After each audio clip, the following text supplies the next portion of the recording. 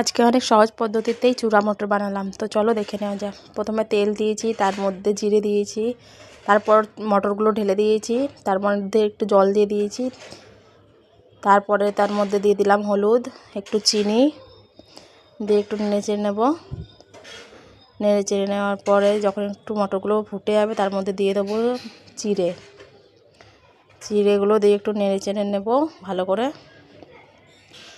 নেড়ে চেড়ে নেওয়ার পরে তার মধ্যে দেব লঙ্কা, কাঁচা লঙ্কা কেটে, বেশি দেবো না, অল্প একটুই দেবো, বেশি ঝাল হয়ে গেলে একটু ভাল লাগে না।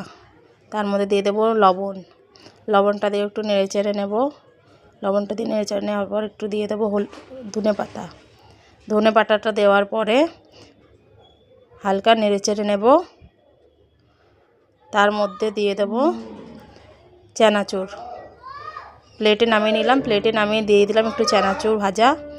এটা দিয়ে দিলে খুব ভালোই লাগে খেতে, একবার ট্রাই করবেন ঘরে, খুবই সুন্দর লাগে খেতে এটা।